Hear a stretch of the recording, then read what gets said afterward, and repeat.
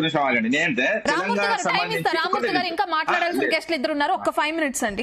Yes, మనకి అటు శివకుమార్ గారు కూడా ఉన్నారు కాంగ్రెస్ నుంచి. శివకుమార్ గారు, మనం విన్నాం ఎవరి వాదన వాళ్ళ దాంట్లోనే ఉంది. అసలు పర్మిషన్ రాకపోవడానికి ప్రధాన కారణం ఏదైనా రాజకీయ ఒత్తిళ్లు కూడా కారణం ఉందా?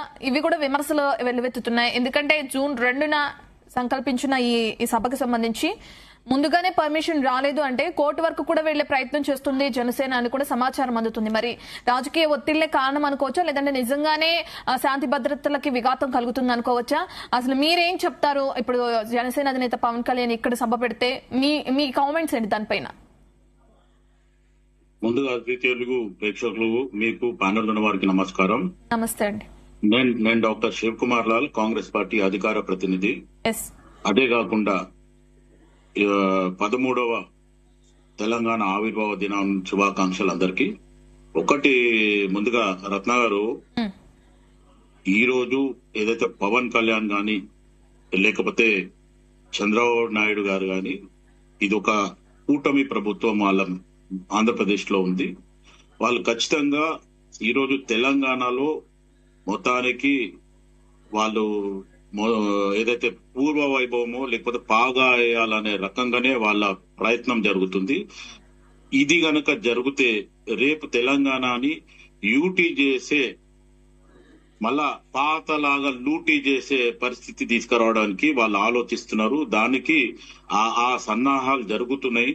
కానీ దీనికి ఖచ్చితంగా మొత్తానికి ఒక ప్రొఫెసర్ నాగేశ్వరరావు గారు గాని లేకపోతే ఇంకొకరు గాని వాళ్ళు ఒక సాకు పెట్టుకొని దీంట్లో ఇచ్చేయడం జరుగుతుంది.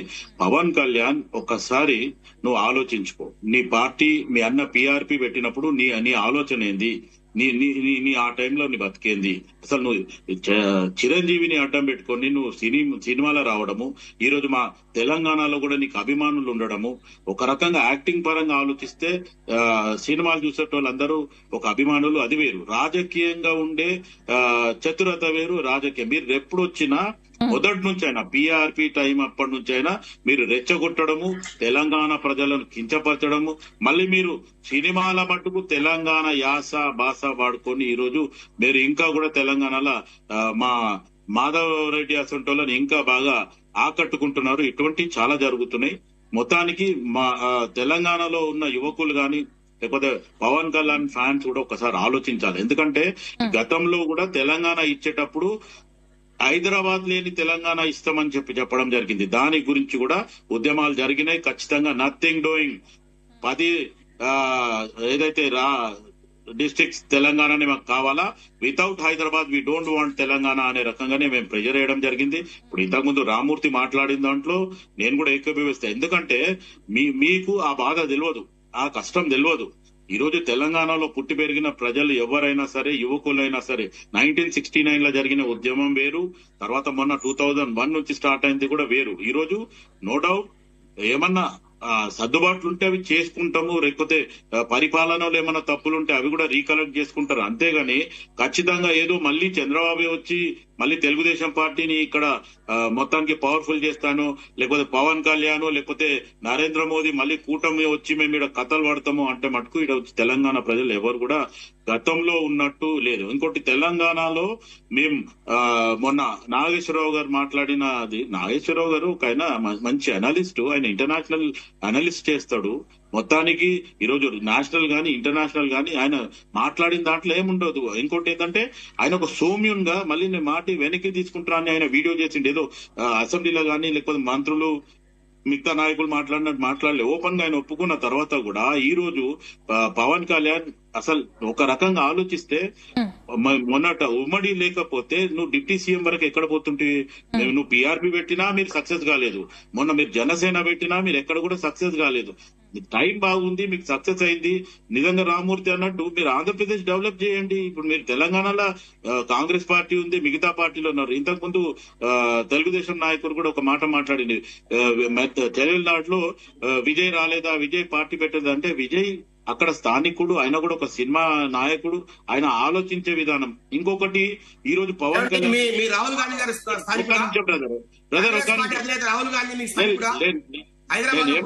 రాహుల్ గాంధీ సోనియా గాంధీ స్థానికురాలా? సోనియా గాంధీ రాహుల్ సోనియా గాంధీ గాంధీ గారు మాట్లాడడానికి లేదంటే మీ తెలుగుదేశం పార్టీకి పార్టీకి అడ్మిషన్ అర్హత సరిగ్గా లేదు. I'm very sorry. మీరు సోనియా గాంధీ మాట్లాడండి. గురించి రాహుల్ గాంధీ గురించి తెలుసుకోండి. మాట్లాడడానికి మీ తెలుగుదేశంలో ఉన్న చంద్రబాబు నాయుడుకే అర్హత లేదు. చంద్రబాబు నాయుడు తెలుగుదేశం సొంత ఓటు మామనే మొన్న మీరు వైస్రాయ్ ఇక్కడ ఎన్నికలు చెప్పులతో కొట్టిపించిండు. మొన్న జరిగిన జూబ్లీస్ ఎన్నికల్లో ఎన్టీ తెలుగుదేశం రామారావుని వైస్రాయ్ చెప్పులతో కొట్టిపించిండు. లేదు నా మాట వినండి. చంద్రబాబు నాయుడు ఈరోజు మీరు ఇట్లా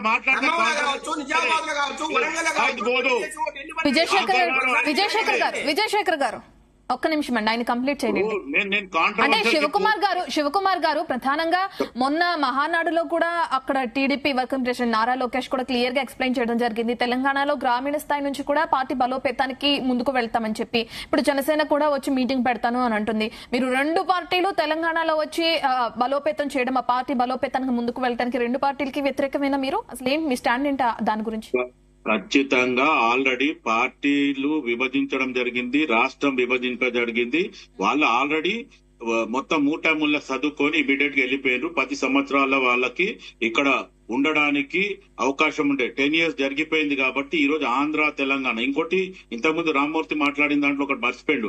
ఈ రోజు బీజేపీ విభజన హామీ చట్టం ఇచ్చిన తర్వాత 12 సంవత్సరాల నుంచి ఈ రోజు నరేంద్ర మోదీ నిద్రపోతుండా, లేకపోతే చంద్రబాబు నిద్రపోతుండా, లేకపోతే పవన్ కళ్యాణ్ నిద్రపోతుండా? ఎందుకు విభజన హామీ చట్టము ఎందుకు అడుగుతలేరు? ఒక కాంగ్రెస్ పార్టీ ఎందుకు అడుగుతుంది? మొత్తం నాశనం చేశాడు. మీకేం సంబంధం? ఆయన కేసీఆర్ గురించి మాట్లాడే అర్హత, కేసీఆర్ గురించి మాట్లాడే అర్హత లేకపోతే పరిపక్వత నీకున్నదా? నీకేం సంబంధం? ఆయన ఎవరు నిద్రపోతానని తెలియదు. ఏం భయం? కేసీఆర్ గురించి ఏం మాట్లాడాలండి? ఈయన కేసీఆర్ గురించి మాట్లాడేది పరిపక్వత రామ్మూర్తి గారు ప్లీజ్. ఇది ఎక్కడండి? విజయశేఖర్ గారు ఒక్క నిమిషం. విజయశేఖర్ గారు ప్లీజ్. నిద్ర నుంచి తెలంగాణ నిద్ర నుంచి మేల్కొల్పిండు. విజయశేఖర్ గారు అందరూ మాట్లాడితే అసలు ఎవరు ఏం మాట్లాడుతున్నారో కూడా వినడానికి అర్థం కాదు. ఒక్క నిమిషం విజయశేఖర్ గారు, మీకు టైం ఇచ్చినప్పుడు మీ పాయింట్స్ చెప్పండి. విజయశేఖర్ గారు నోట్ చేసుకోండి. విజయశేఖర్ గారు ప్లీజ్ అండి, ప్లీజ్. నా వాయిస్ వినిపిస్తుందా? ఒక్క నిమిషం విజయశేఖర్ గారు, ఒక్క నిమిషం. రత్న గారు కంప్లీట్ చేయండి. శివకుమార్ గారు కంప్లీట్ చేయండి. అయితే నేను ఇంకొక మాట కూడా చెప్తున్నా. తమ్ముడు మాధవ్ రెడ్డికి ఏం చెప్తున్నా అంటే, ఒకవేళ జనసేన నుంచి ఇక్కడ మెంబర్షిప్ ఎక్కువ అయింది, వ్యూవర్స్ ఎక్కువ ఉన్నారు, ఆయన ఫ్యాన్స్ ఎక్కువ ఉన్నారు అనుకుంటే ఆయన మెంబర్షిప్ ఉన్న వాళ్ళని 1, 2, 3, 4 ఏమైనా ప్రైజెస్ ఇస్తే ఇవ్వమని చెప్పండి. కానీ ఇంత పెద్ద ఆర్భాటం చేయాల్సిన అవసరం లేదు. రెండోది ఆయన టైటిల్ ఏం పెట్టిండి ఒకసారి ఆలోచించండి. అంటే తెలంగాణని వీళ్ళు మళ్ళీ నవనిర్మాణం చేస్తారా అంటే అర్థమైంది. ఇంకోటి ఆంధ్ర వాళ్ళు ఏమంటుండ్రు, తెలంగాణ వాళ్ళకి బట్టలు వేసుకోవడం నేర్పించారంట, లేకపోతే ఇంకేమంటారు నేర్పించారంట. విజయశంకర్ మధ్యలో మాట్లాడక ఆయన మధ్యలో మాట్లాడక రాసుకొని పెట్టుకో. మధ్యలో మాట్లాడక నేను ఎక్కడ మాట్లాడలే. నేను అడిగిన పర్మిషన్ తీసుకున్నా నేను పర్మిషన్